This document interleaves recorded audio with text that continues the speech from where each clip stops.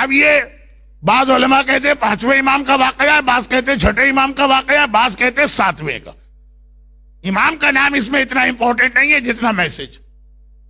لوگوں نے کہا مولا کے پاس اب 5ویں یا 6ٹھے یا 7ویں.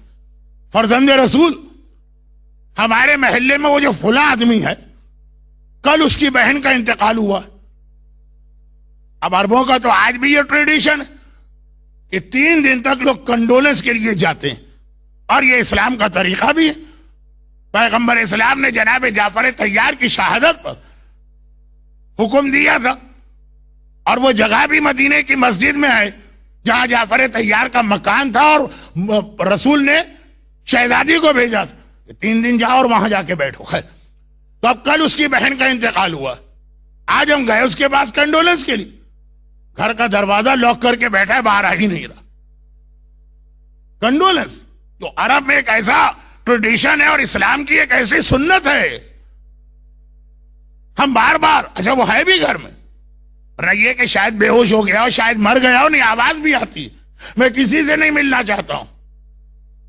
امام نے سنا، کہا اچھا چلو میں تمہارے ساتھ چلتا ہوں. وہی امام کی جو اسٹریٹ ہے اسی میں اس کا مکان. امام گئے، دروازے پہ نوک کیا. اس نے ایک مرتبہ کہا کہ بھائی، بہت پولائٹ وے میں ابھی کسی سے نہیں مل سکتا.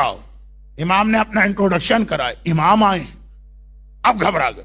گھر کا دروازہ کھولا اور جتنا کراؤڈ، یہ کل سب اس کی بہن کے جنازے میں تھے، سب نے اس کی بہن کو کندھا دیا تھا جنازے کو. گھبرا گئے. ایک ایسا آدمی مدینے کا رہنے والا، بہت ہی خوبصورت، ہینڈسم اور اسمارٹ، گورا رنگ، اس وقت سارا چہرہ ایسا کالا پڑا ہوا اور کھال چہرے کی جل گئی ہے. جو چربی ہوتی ہے وہ پگھل کے آ گئی ہے، جیسا جلا ہوا آدمی. آگ میں کوئی آدمی جلا دیا جائے، ایسے واقعات ہوتے ہیں نا کہ آدمی آگ میں جل گئے. وہ معمولی آگ نہیں کہ گرم پانی زیادہ آ گیا، گیزر کا ٹیمپریچر زیادہ تھا، یا یہ کہ چولہے میں آگ چلا گیا. نہیں، واقعا اگر کوئی آگ میں جلے، اور ایسے ایکسیڈنٹ ہوتے رہتے. چہرہ نہیں دیکھا جاتا، پوری کھال جل گئی ہے، چربی پگھل کے آ گئی ہے. گھبرا گئے لوگ اس کو دیکھ کر. پہلے زمانے میں گھروں میں ایسے الیکٹریکل چیزیں ہوتی بھی نہیں تھی کہ اس طرح کوئی جلے. ابھی کل شام کو جسٹ بیفور مغرب یہ قبرستان بقیع میں ہمارے ساتھ تھا، اور آج فجر کے بعد اس کی یہ حالت. لیکن امام کو کیا کہے؟ دروازہ کھولا، امام اندر گئے، باقی لوگ بھی اندر آئے. اب ہر ایک کی زبان پہ ایک سوال ہے، یہ کیا ہو گیا راتوں رات؟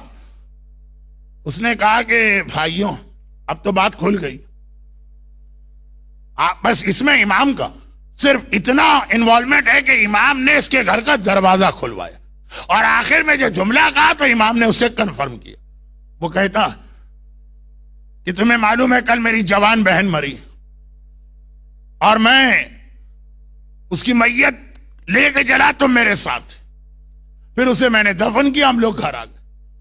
جب گھر آ کے میں بیٹھا، تھوڑی دیر کے بعد تقریباً مڈ نائٹ، اچانک مجھے ریئلائز ہوا. پہلے دن ملا روشن ویرسی صاحب کی تقریر میں شیخ عبدالطاہر خراسانی کا واقعہ اس سے ملتا جلتا. پہلے جیسے ہی میں گھر آیا ریئلائز ہوا کہ میری بیلٹ میں، میری کمر میں ایک پاؤچ. پہلے زمانے میں روپیہ پیسہ اس کی ہینڈلنگ، نہ کرنسی نوٹ تھے، نہ آج کی طرح بینکنگ کا سسٹم تھا.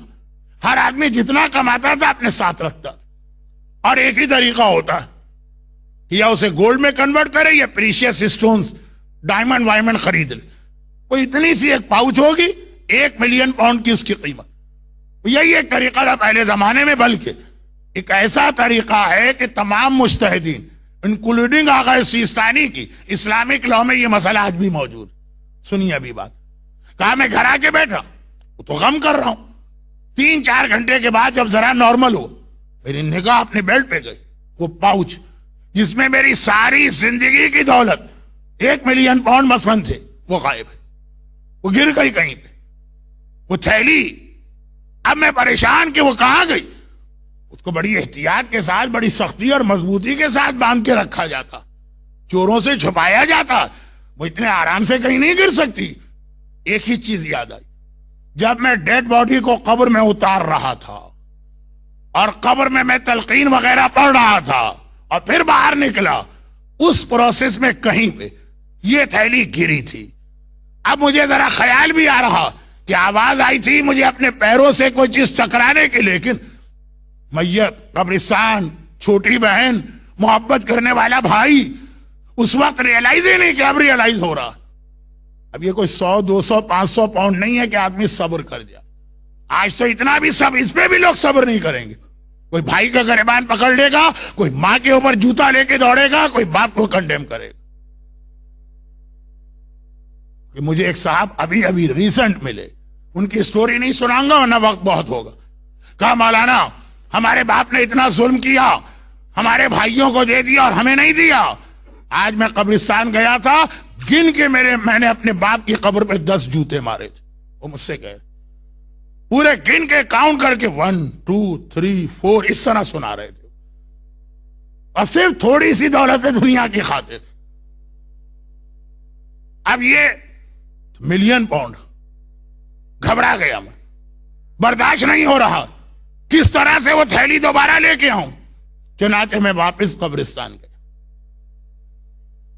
اور قبرستان جانے کے بعد یہ فقہی مسئلہ جو میں نے آیت اللہ سیستانی، کیونکہ ریفرنس ان کا میں اس لیے دیتا ہوں کہ ان کی کتاب انگریزی میں موجود ہے، اور یہ کہ مجمع کی میجورٹی ان کی تقلید میں، ورنہ یہ سارے مراجع کا ایک ہی فتویٰ کہ قبر بند کرنے کے بعد قبر کا کھولنا حرام، صرف چند جگہوں پہ اجازت اور کبھی کبھی واجب.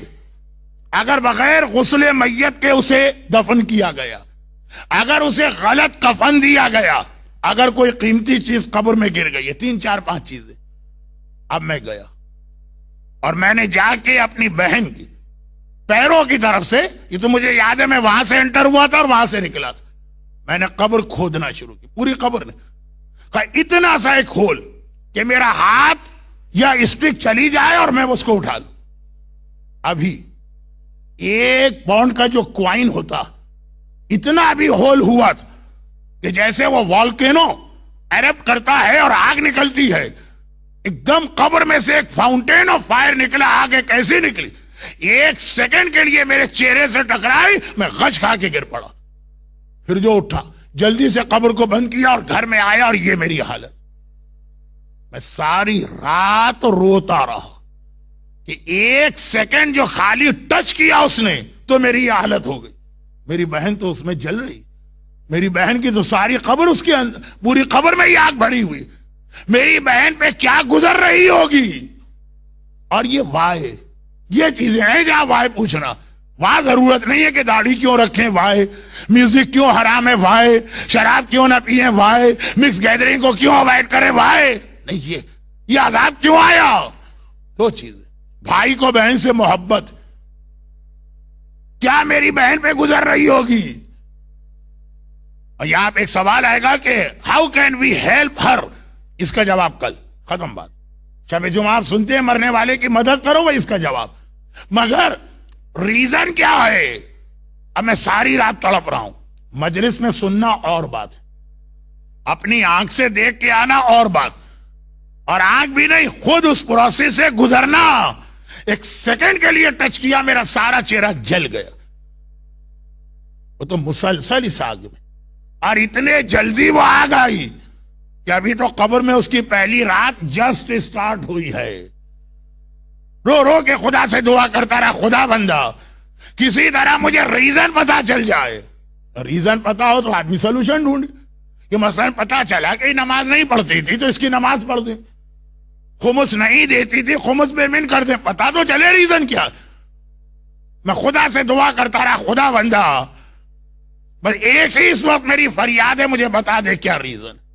فجر سے جسٹ بیفور روتے روتے، پین الگ ہو رہا ہے، یہ پین تو ہے، اور رو الگ رہا ہے، آنکھ لگ گئی. ایسے وقت میں اگر نیند آ جائے تو دیٹ مینس یہ نیند اللہ کی طرف سے. میں نے اپنی بہن کو دیکھا اور عجیب حالت میں دیکھا، وہی جو سر سے پیر تک اس کے چاروں طرف فائر، اور رو رہی ہے، تڑپ رہی ہے اور فریاد کر رہی. میں نے پوچھا بہن آخر یہ عذاب تم پہ کیوں آیا؟ کہا بھیا مجھے صرف اسی لیے اللہ نے پرمیشن دی، اور وہ یہ یہ دو میری غلطیاں تھیں. پہلی غلطی یہ تھی کہ میں بہت شوق سے لوگوں کی برائیاں سنا کرتی تھی اور دوسروں تک اسے پہنچایا کرتی تھی. گھر میں بیٹھی ہے, برابر کے گھر میں میاں بیوی کی لڑائی ہو گئی, کان لگا دی, اور پھر پورے محلے کے اندر یہ چیز پہنچ گئی. کسی تقریب میں بیٹھی ہوں, کسی کی برائی آئی, اسلام کیا کہتا ہے, یا روک دو, یا اگر ان کو روک نہیں سکتے اٹھ کے چلے جاؤ. میں نے کان لگا دی. اتنا شوق تھا مجھے برائیاں سن کر اسے پروپیگیٹ کرنے کا, جسے الفاظ بدل کے آپ کہیے غیبت کرنے.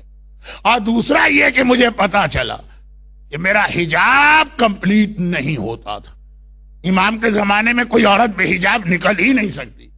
مسئلہ بے حجاب کا نہیں, مسئلہ کمپلیٹ حجاب کا ہے. ایک اسلام کا حجاب ہوتا ہے, ایک مکی ماؤس, نہیں وہ منی ماؤس.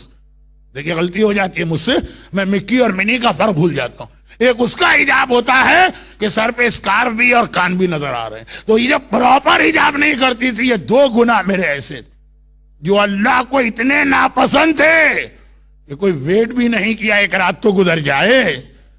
جیسے ہی میں قبر میں گئی عذاب آنا شروع ہو گئے. اب اس وقت امام معصوم نے یہ فرمایا کہ جو اس نے بتایا بالکل صحیح بتایا, اس لیے کہ میرے جد رسول خدا نے بھی معراج کے سفر میں یہی دیکھا تھا. وہ کیا دیکھا تھا وہ کل سنیے گا, آج تو ٹائم نہیں رہا. اب وہ موت کی تکلیف اپنی جگہ, وہ تو پھر بھی ہم نے سوچا کہ چلو ایک پروسیس ہے, روح نکل جائے گی پھر تو آرام آ جائے گا. نہیں, پھر یہ قبر. اور بعض ایسے گناہگار ہیں کہ ابھی قبر میں پہنچے نہیں کہ عذاب آنا شروع ہو گئے. بہت سارے گناہگار ہیں, ان کو اتنی مہلت دی جائے گی, اتنا ٹائم دیا جائے گا. جملہ میں 3 مرتبہ کہہ چکا ہوں اس لیے یہ بتا رہا ہوں. بعض گناہگاروں کو ٹائم دیا جائے گا, ٹھہر جاؤ. شاید اس کے گھر والے نماز وحشت سے قبر پڑھ لیں. رات ختم ہونے تک ایک ٹائم دیا جاتا ہے نا, ہم اور آپ نماز وحشت پڑھتے ہیں, مرنے والے کو بینیفٹ تو ملتا ہے نا. یہ ایسا گناہگار عورت کہ اللہ نے اتنا ٹائم لیمٹ بھی اس کے لیے نہیں رکھا. رحمتک یا ارحم الراحمین وصلی اللہ علی محمد